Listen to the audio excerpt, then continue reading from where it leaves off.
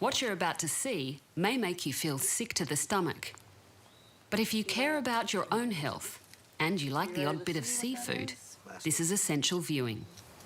Look at that. It's not one that Oh, you're kidding. I am not. 175 pieces of plastic, including bottle tops, balloon ties, and a doll's arm. That's a global issue. We're finding plastics in seabirds all around Australia. It's happening on our own shores and with our own breeding populations around here as well. Where is it coming from? What's the overall impact on wildlife? Where is it going to? Understanding the sources and sinks of that marine debris is a really big question still. Hey, what's up, Boyan? Welcome. Thank you. Welcome on the Interceptor. Nice place you got here. That is Boyan Slat. He's the reason this robot exists, and his origin story for caring about trash in the ocean comes from something that happened to him more than a decade ago. I was 16 years old. I went scuba diving in Greece, and I looked around me, and I just saw more plastic bags than fish. And I was just so disappointed by that I thought, why can't we just clean this up? That kind of started a few things for me.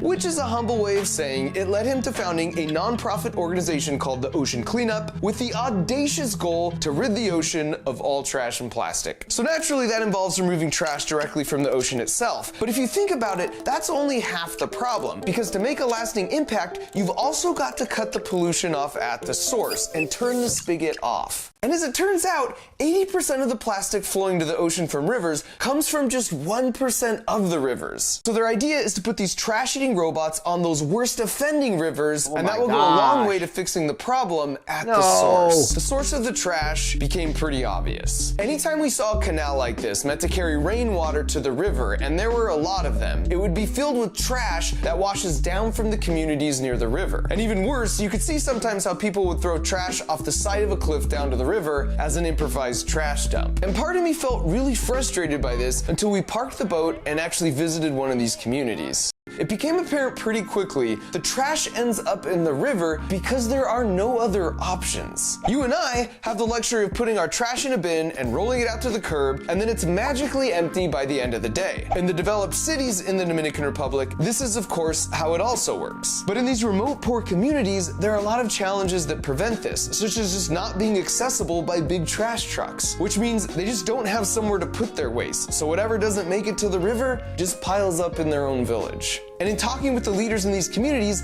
it's clear they're passionate about being part of the solution. And the Dominican government, in conjunction with the UN, is proactively working together with their own people to come up with custom long-term solutions and be an example to the rest of the world. The point is, everyone involved here knows that Interceptor is not intended to be the permanent fix. Ultimately, we want to help ourselves out of business, and the sooner the better. There will come a day that we can just get rid of these interceptors, and there's no more plastic coming down these rivers. But until that day comes, we need to stop it from going into the ocean.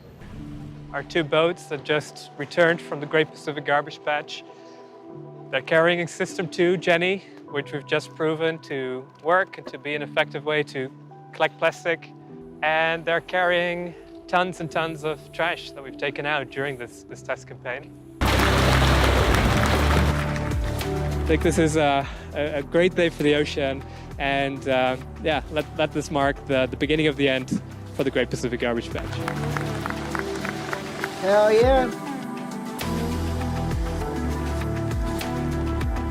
Come on. It ain't gonna save itself, guys. We're all in this together. Let's do it.